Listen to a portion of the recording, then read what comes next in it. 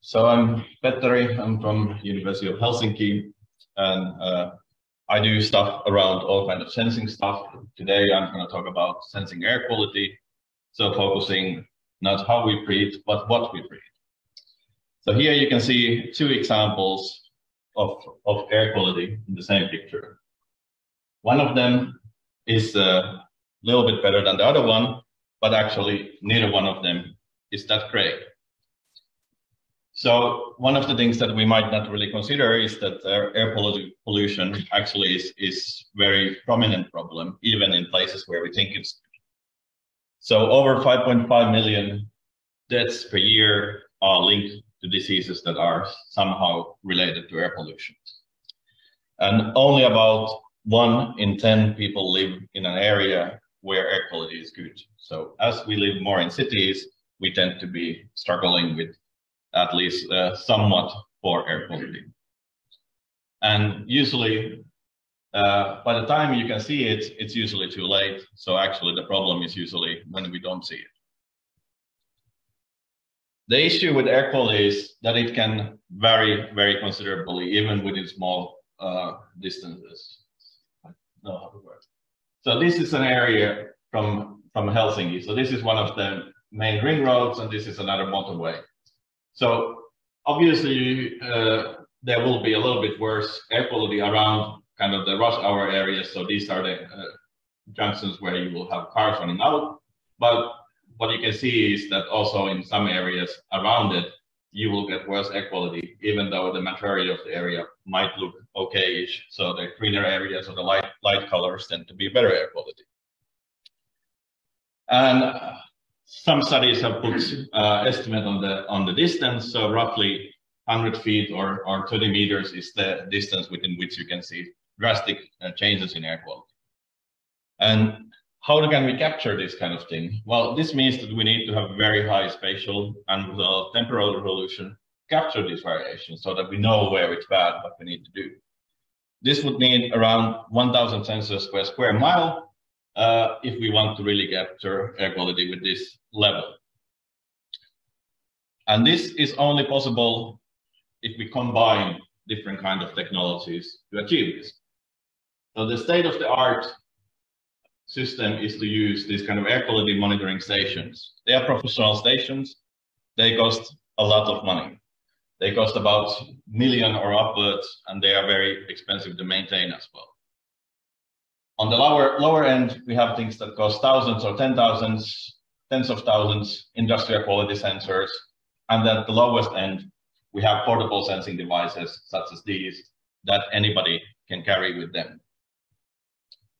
The thing is that as we go, if we go from here to here, the quality of the information starts to go down. We get more data, but we get worse quality data. So our research looks into ways of collecting denser air quality information by combining different sensing techniques as well as using additional things. So this is a company that uses drones to do industrial monitoring inspections.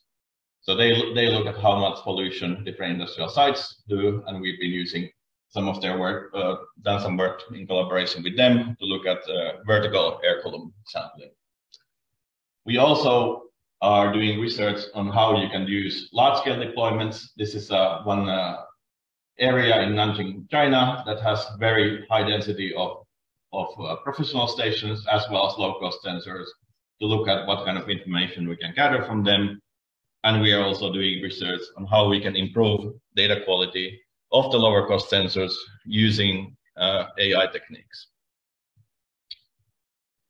So what we can do is some of our results include that we can get up to 56% improvement in the data quality of the low quality sensors. So if we really are to saturate our environment with these sensors, we need to make sure that the information we get from them is as useful as possible. So this is one of the key things that we look in our research. We also look at so-called robustness, which deals with the fact that the sensors are sensitive to different environmental conditions. Different seasons have different pollution patterns. So you want to make sure that the data quality is not in fact affected by that. It doesn't matter if it rains or if it's sunny, the sensor should work as good as possible in all conditions. And this is something where AI also comes into play.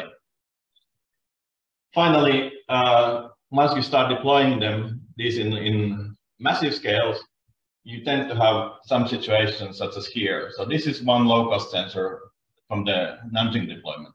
So you can see that there's a fairly consistent amount of pollution. There's a little bit of increase, so that might be drift, but then suddenly the values jump quite radically.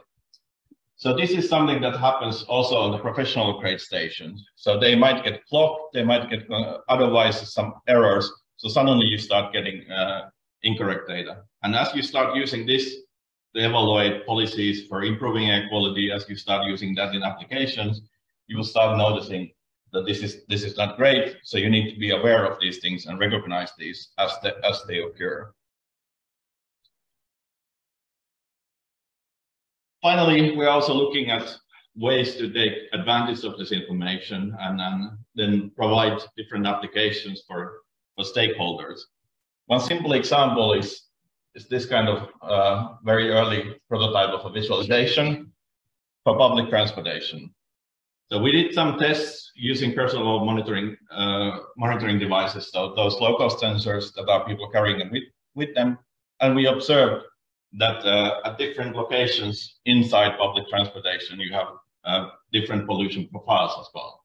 That depends a little bit on the route and time of day and so on, but generally you can build these kind of models that estimate where the air quality is good or where it's bad.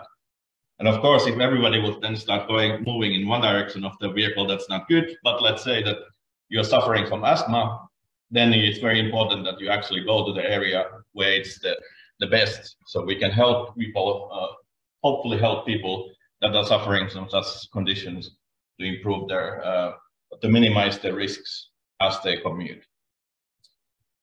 Localized air quality information. So again, information from the Nanjing deployment. So the red line is the closest professional grade station. So that's fairly consistent. Most of the other sensors here are low-cost sensors, or all of the L sensors are low-cost sensors. Most of them align with this. One sensor that's a little bit further away shows at some point a deviation. So this is either an outlier, or in this case, because it's actually fairly consistent, it most likely occurs that some pollution occurred there, whether that's a rush hour or something like this. So these are the kind of things you can detect hotspots where there is some pollution. Finally, this is an example that some other colleagues have been developing, green routing, which tries to provide walking paths and other areas that minimize your exposure to air pollutants. So with that, I'd like to end my talk. So we all breathe the same air, and our research doesn't, unfortunately, help to make it get better, but it helps to provide insight on where it is bad, and that way evaluate how you can make it better and monitor, are you actually making it better or worse? Thank you.